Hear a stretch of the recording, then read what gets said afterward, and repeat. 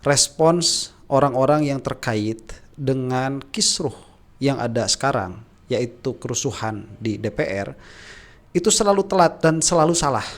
Seolah-olah mereka itu tidak memiliki public relation yang baik dan tidak memakai ekspertisnya para ahli politik di dalam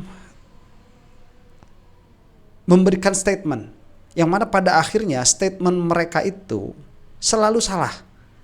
Dan ini bukan salah dalam pengertian karena orang tidak suka kepada mereka, bukan. Secara ilmu politik, apa yang dilakukan ini selalu salah. Dan ini mengakibatkan instabilitas di masyarakat. Terlebih lagi, memang permasalahan ini ditunggangi untuk kepentingan politik tertentu, dan ini menjadikan semua hal menjadi ribet. Saya mau melihat, ya, ini sudah ada press release. Saya mengatakan kemarin bahwa sebaiknya 7 orang ini langsung ditangkap, kemudian langsung dipampangkan wajahnya begitu. Dan itu esok harinya, yaitu tadi pagi, itu sudah dilaksanakan.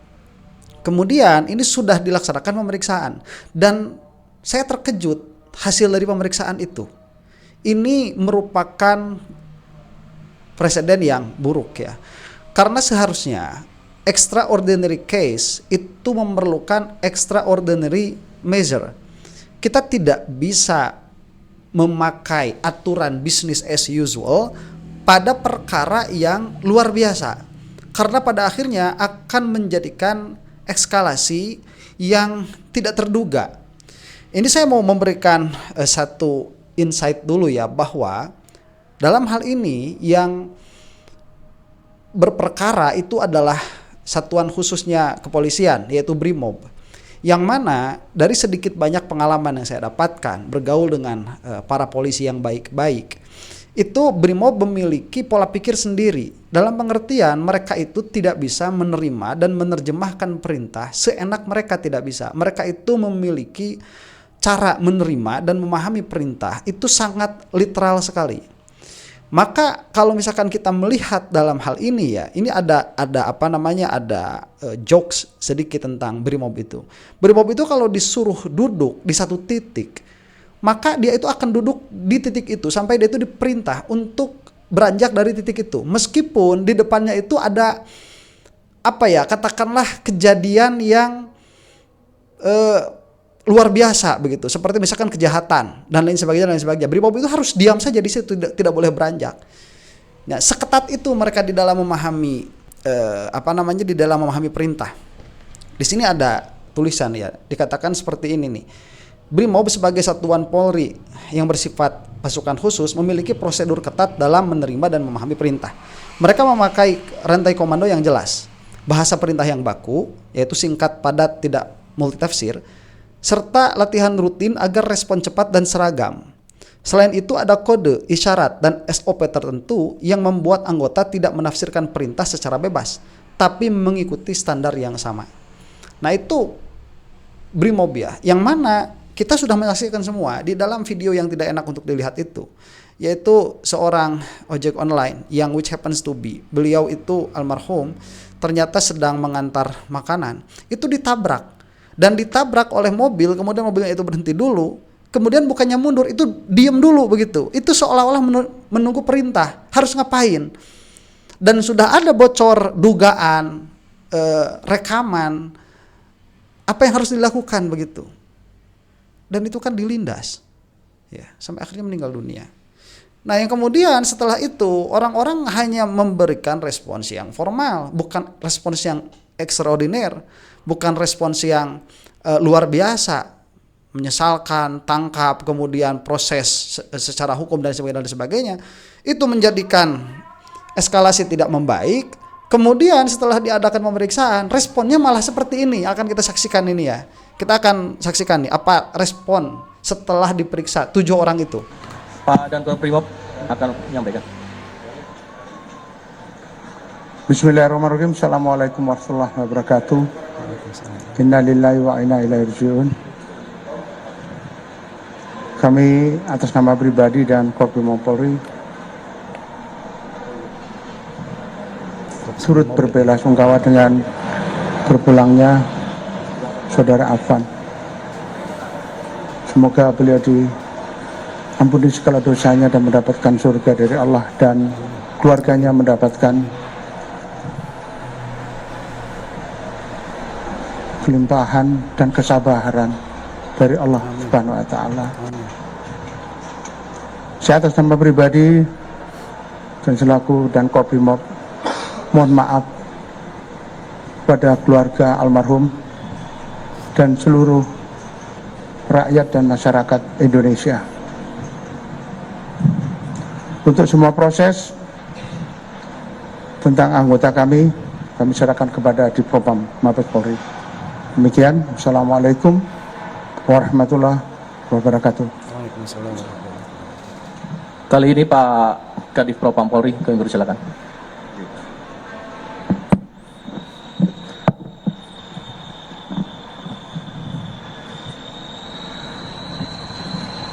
Assalamualaikum warahmatullahi wabarakatuh. Waalaikumsalam warahmatullahi wabarakatuh. Yang kami hormati rekan-rekan media, yang kami hormati dari Kompolnas, dari Kementerian HAM yang hadir juga, dan perwakilan dari manajemen ojek, Pak, dari manajemen ojek online, dan Pak Dankor Brimob yang saya hormati. Atas nama pribadi dan institusi juga, kami turut berduka yang sedalam-dalamnya dan permohonan maaf. Tadi juga pada saat sholat Jumat yang dilakukan di Masjid Al-Ikhlas Mabes Polri, kita melaksanakan sholat gaib juga kepada almarhum.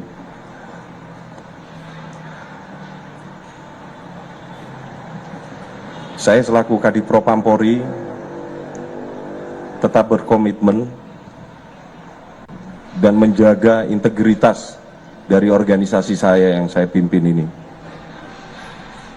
Dan saya akan menegakkan hukum seadil-adilnya sesuai dengan aturan dan mekanisme yang berlaku di lingkungan Polri. Oke, sebentar ya, dalam hal ini memang ketat sekali yang dilakukan di sini. Ya, dan memang seharusnya begitu. Yang namanya hukum itu tidak mengenal waktu, tidak pandang bulu dan lain sebagainya. Cuman begini Pak ya, penegakan hukum dengan adil dan dengan penuh integritas itu bukan masalah omongan, itu adalah masalah tindakan. Yang mana saya akan menyesalkan sekali karena ya di dalam kasus ini seolah-olah hukum acara itu dipakai sekali. Tidak boleh ada pihak yang diperlakukan tidak adil. Tetapi di dalam permasalahan yang lain, terutama yang bersangkutan sama Jokodok itu hukum acara dilewat begitu saja. Ini menyedihkan ya, supaya ini menjadi catatan nih. Ini ada catatan menarik soalnya. Sudah jelas perintah Bapak Presiden, sudah jelas perintah Bapak Kapolri yang untuk menuntut, memeriksa dan mengusut tuntas seluruh pihak-pihak yang terkait. Oke, itu catatan lagi ya, seluruh pihak yang terkait, itu catatan lagi tuh. Saya selaku di Propam Polri tetap senantiasa bekerja secara transparan dengan melibatkan pihak eksternal, mulai dari tadi malam pendampingan dari Kompolnas sudah kami libatkan sampai dengan hari ini. Rekan-rekan dari Komnas HAM juga kami juga fasilitasi dan libatkan dalam rangka proses penanganannya ya, yang nantinya akan dijelaskan bagaimana mekanisme termasuk penanganan yang sudah kita lakukan. Nah, sebentar, pun demikian transparansi itu bukan wilayah omong-omong, itu adalah wilayah tindakan. Apabila transparansinya ada maka ada, apabila tidak ada maka tidak ada. Dan sampai saat ini saya belum melihat itu, transparansinya secara utuh dan penuh. Saya belum melihat itu ya. Karena kenapa? Ini menarik lagi. Dan selanjutnya kami pastikan bahwa 7 orang terduga sudah diamankan di Divpropam Mabes Polri. Kami tekankan kembali, 7 orang terduga pelanggar sudah kami amankan di Divpropam Polri dan saat ini masih dalam proses pemeriksaan dan pendalaman. Nah, ini macam apa ya?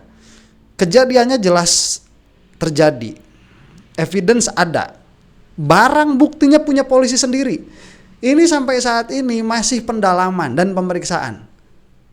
Apa ini untuk perkara sejelas ini dan seurgent ini dan segenting ini yang mana masyarakat menunggu keadilan dengan cepat? Itu kok masih pendalaman apa yang diperlukan begitu? Ini transparansinya tidak ada, permasalahannya di situ. Transparansi itu bukan masalah omong-omong, itu adalah masalah tindakan. Mana transparansinya? Ini bisa selesai dalam waktu 1-2 hari, bisa selesai kalau ada political will yang mana memang itu akan bermasalah secara hukum perdata, bukan hukum perdata, secara hukum acara. Itu akan bermasalah betul. Tetapi saya katakan sekali lagi, extraordinary case, dia itu memerlukan extraordinary measure. Sesuatu hal yang luar biasa, itu memerlukan tindakan respons yang luar biasa, tidak bisa business as usual. Kenapa tatkala yang bermasalah di sini adalah anggota polisi, dalam kasus ini adalah Brimob, itu seolah-olah tidak boleh ada pelanggaran hukum sama sekali mengenai mereka begitu. Ini kok sangat kalau kata orang Sunda itu apa, dimumule begitu ya. Menyedihkan ini.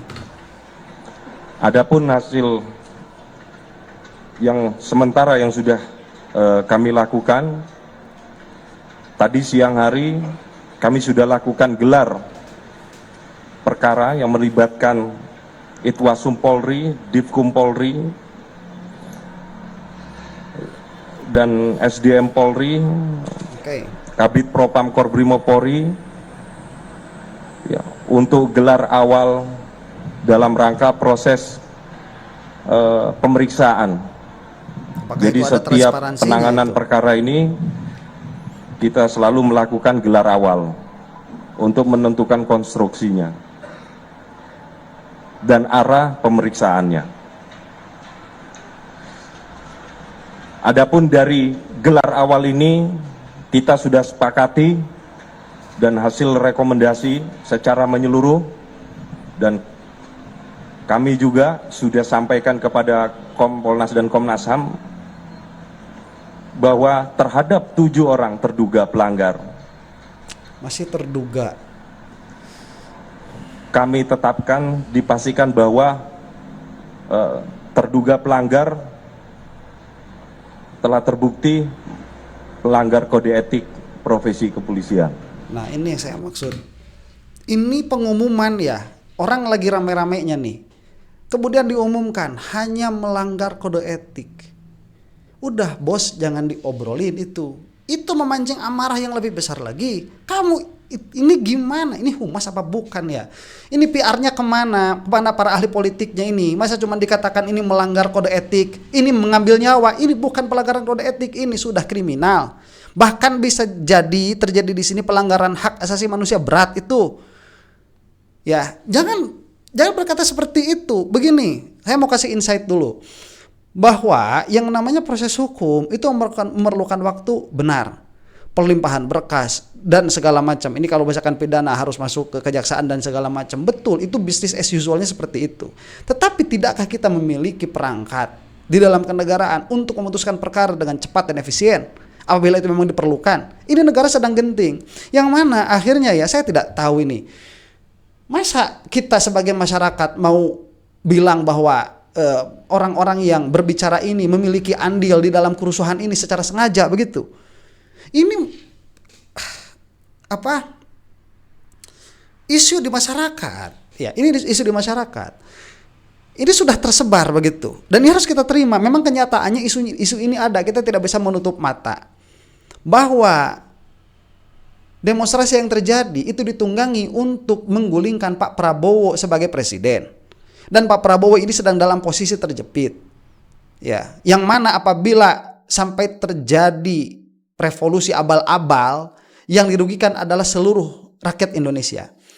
Kepolisian di sini entah ini koordinasi dengan siapa, kemudian melakukan pemeriksaan, setelah begitu selesai pemeriksaannya, kemudian memberikan gelar pers yang mengatakan bahwa ini sudah terbukti. Penyebutannya masih terduga, ini terduga.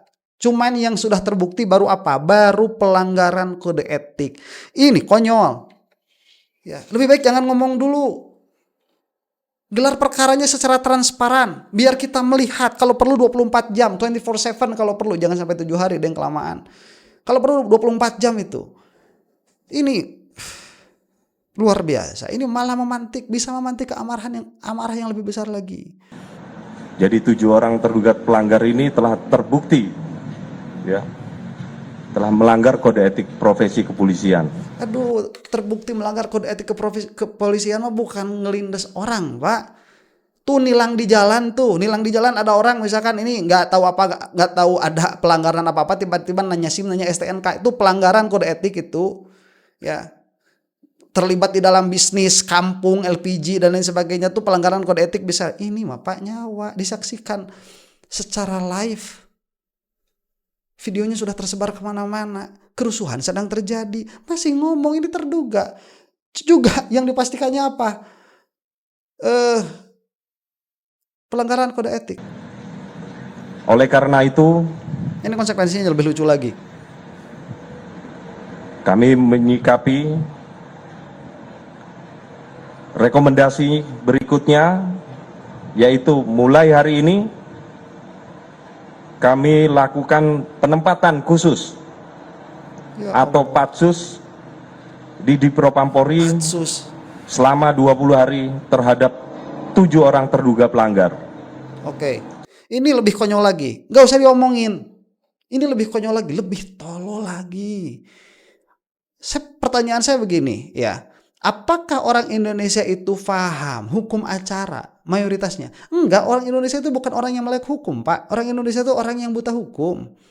Yang mana saya sering mengatakan, mudah-mudahan besok lusa itu ada di masjid-masjid itu pelajaran tentang KUHP dan KUHP dan BW begitu. Mudah-mudahan ada supaya kita ini melek hukum lah, tahu hak, tahu kewajiban. Kemudian kalau ini terdengar ya, saya paham betul ini bukan vonis, persidangan aja belum terjadi kok. Saya paham betul. Cuman tatkala disebutkan ini atas konsekuensi yang ada melanggar kode etik, ini akan ditempatkan khusus ya, tapsus, di mana tadi di satu tempat tertentu lah selama 20 hari. Masya Allah Pak, mau nunggu 20 hari orang udah kayak gini. Ya, ini kan sudah double-double. Ini urusannya DPR. Ini DPR udah tertutup dengan isu apa? Dengan isu hilangnya nyawa. Kemudian kita disuruh menunggu 20 hari. Ini ketololan macam apa? Ya, yang mana? Jadi wajar kalau kita itu melihat nih polisi pengen masalah rusuh emang. Kasihan polisi-polisi yang baik itu. Ini bukan keputusan final, betul. Hukum acara tidak memungkinkan kita itu untuk melakukan persidangan singkatan instan, betul. Tetapi komunikasi politik itu bisa dilakukan dengan baik. Dan kita memiliki perangkat memang kalau memang misalkan memang betul mau mengusut perkara ini minimalnya sampai putusan yang bisa diterima oleh masyarakat, yang mana nanti mereka akan memiliki akan memiliki hak untuk mengajukan banding dan lain sebagainya. Minimal proses awalnya dulu ini kita bisa dilakukan dengan sangat cepat, 1 hari bisa selesai. Ini masih hangat Pak. Wong polisi itu loh makin sini alat bukti itu bukan makin lengkap, tetapi makin parah, makin menghilang. Kilometer 50 bagaimana tuh? Ini masih ada, ke CCTV masih kita bisa ambil. Kemudian radio, perbincangan radio bisa kita ambil. Yang mana ya? Ini juga jadi spekulasi besar lagi. Ada ketakutan dari Brimob atau polisi ini, atasan-atasnya akan terseret. Karena sekali lagi saya tegaskan tadi bahwa Brimob itu bukan kebiasaan bagi mereka untuk melakukan tindakan tanpa perintah atasan. Dan kalau ini diusut, kita akan tahu siapa yang memberikan order, siapa yang memberikan perintah. Itu kita akan tahu. Dan ini malah ditutupin lagi. Masya Allah, omongannya transparan, malah memberikan kita itu macam-macam permasalahan di dalam kepala itu. Ya, Masya Allah. Saya ulangi, dari dasar fakta yang sudah temukan sementara, kami lakukan penempatan khusus di Dipropampori Ya Allah. selama 20 hari terhitung 29 Agustus sampai dengan 17 September. Ini polisi mau kita rusak negara ini. Ya, Masya Allah. Ini Pak Prabowo tolong ditindak ya orang-orang seperti ini. Sudahlah, gimana ya? Kita ini belum turun, ya, santri belum turun, orang-orang yang memang mendukung pemerintahan Prabowo ini belum turun, orang yang udah enak sama Jokodok itu belum turun ini, Ya, nggak usah takut Pak Prabowo lah. Udah bersihin tuh orang-orang kayak gini tuh, nggak jelas. Apabila 20 hari ini dirasakan kurang, ini masih bisa kita lakukan kembali Tolol, mau ditambahin lagi udah 20 hari. untuk penempatan khusus. Ya Allah, nggak bakalan selesai ini orang. Udah nggak bakalan selesai udah. Selanjutnya, hasil identifikasi sementara yang kita sudah dapatkan, yaitu ditemukan 2 orang ya, yang duduk di depan termasuk pengemudi kendaraan tersebut, dan 5 orang lainnya dalam posisi duduk di belakang. Adapun pengemudi yang mengemudi kendaraan tersebut yaitu Bribka R, sedangkan yang duduk di sebelah pengemudi yaitu Kompol C. Sedangkan yang duduk di belakang adalah 5 orang, yaitu Aibda R, Bribtu D, Bribda M, Baraka J, dan Baraka Y. Ini hasil sementara yang kita sudah dapatkan. Aduh Pak, apa-apa nggak nanya, coba tanyain sama orang-orang itu siapa yang nyuruh, apa jenis perintahnya. Lah kok bisa keluar tindakan seperti itu? Ini nggak berhenti pada 7 orang ini Pak. Itu yang, jangan pikir kita bodoh lah. Sudahlah, selesailah negara seperti inilah. Ya, apa sih duit? Apa sih jabatan, duit apa sih? Masya Allah, PR kita itu sudah terlalu banyak. Kita ngobrolin duniawiyah kita kalah, kita ngobrolin akhirat kita sudah, aduh Masya Allah. Banyak sekali PR kita itu Pak. Hidup itu cuma sekali lah. Ya, jangan anggap kita bodoh lah. Kita itu manusia punya pikiran kok. Kita bisa mengetahui lawazim, apa yang terjadi di belakang begitu. Ini tidak satu kejadian, itu ada paket-paket kejadian sebelum dan setelahnya. Yang sudah terkonfirmasi dan kita sudah pastikan. Sedangkan untuk substansi ataupun masalah lainnya, ini masih dalam tahap pemeriksaan dan klarifikasi. Apaan 1 hari? Klarifikasi ini tentunya kita akan memintain keterangan, bukan hanya dari terduga saja, tapi saksi-saksi ataupun fakta-fakta orang-orang yang mengetahui kejadian tersebut. Halah, itu udah selesai, mau ngeribetin masyarakat. Itu sudah nampak itu. Kemarin permasalahan Mirna itu bisa selesai sama CCTV kok. Itu cuma 1 alat buktinya. Ya, ini ada alat bukti yang lain ya, pendukung segala macam itu di situ, ada bekas remnya. Itu di situ orang melihat. Video dari berbagai angle itu sudah ada, sudah cukup. Ini lakukan persidangan dengan cepat supaya kita ini business as usual sebagai bangsa Indonesia. Ini mau sampai kapan? Mau sampai kapan? Demikian dari saya,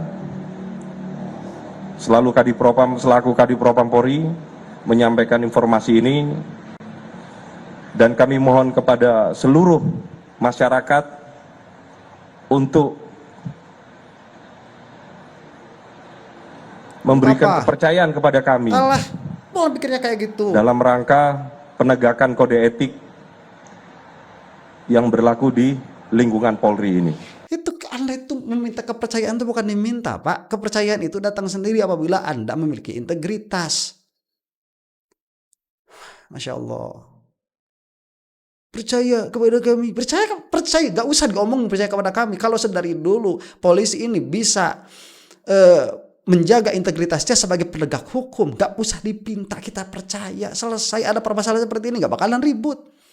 Ya, ini adanya Masya Allah 1 malam, kejadian 1 malam, kemudian diperiksa dari malam sampai sore, yang katanya tidak demikian, dengan melakukan pendampingan dari malam segala macam. Kesimpulannya cuman menyebutkan orang-orang 1, 2, 3, 4, 5, 6, 7. Itu mah dari tadi saya juga udah selesai, dari tadi pagi juga udah selesai. Itu mah cuma nyebutin orang, terus ditambahin 2 orang di depan, namanya Anu dan Anu, di belakang 5 orang, Anu dan Anu.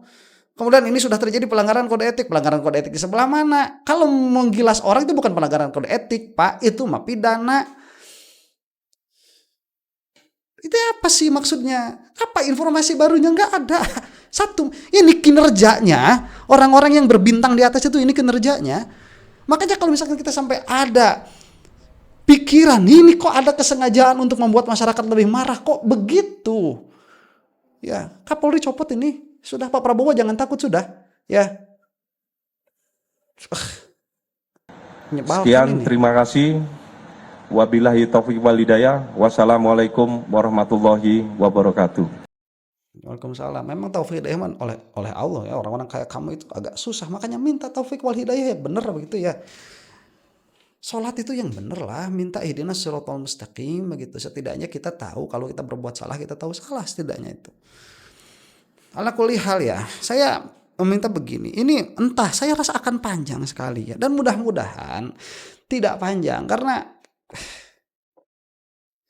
ini banyak sekali kejanggalan begitu ya. Tanggal 29 kemarin ramai-ramai bakal ada ini dan itu. Ternyata ada kejadian baru. Kemudian sekarang ada konferensi pers seperti ini. Ini juga menyedihkan. Yang mana saya meminta seperti ini saja lah ya. Ini tolong buka mata untuk orang-orang yang melihat ini. Tolong buka mata untuk saya ya sebagai pribadi, dan mungkin banyak juga dari penonton channel saya ini yang tidak memiliki afiliasi politik kepada partai apapun dan tidak memiliki kepentingan politik untuk mendapatkan apapun. Ini nampak sekali kejadiannya. Orang tidak ada yang bisa berbuat dengan logis, tidak ada yang bisa berbuat dengan lugas di pemerintahan kita ini. Ini sangat terlihat saling sandranya, masa nggak terlihat sih? Coba buka mata lebar-lebar begitu ya. Dan untuk orang-orang yang memang ada kepentingan politik seperti itu, sudahilah. Ya, itu kewajiban saya untuk mengatakan demikian. Dan mungkin kalau kita memang menginginkan pemerintahan yang lebih baik, ini polisi sudah harus mulai bergerak dengan hati nurani. Polisi yang baik-baik itu masih ada, masih banyak. Cobalah berkumpul begitu ya. Kemudian bersihkan institusi kepolisian itu dengan revolusi institusi kepolisian. Itu yang kita perlukan sekarang, bukan revolusi negara. Negara itu kita sedang ada program yang baik, yang bagus. Ya, Pak Prabowo ini beliau sedang melaksanakan beberapa bulan ke belakang ini lagi bagus-bagusnya, KPK lagi gigit-gigitnya itu sekarang. Digoda seperti ini. Yang kita perlukan itu revolusi kepolisian, bukan revolusi negara Indonesia. Itu dengungkan ya narasi itu supaya terjadi di masyarakat besar, supaya dukungan besar kepada Pak Prabowo untuk membereskan mafioso-mafioso ini. Demikian, mudah-mudahan sedikit banyak ada manfaatnya. Saya sangat kecewa sekali dengan kepolisian yang ini nih. Ya, 1 hari 1 malam pemeriksaan cuman gitu doang. Demikian, wallahu taala a'lam bishawab. Assalamualaikum warahmatullahi taala wabarakatuh.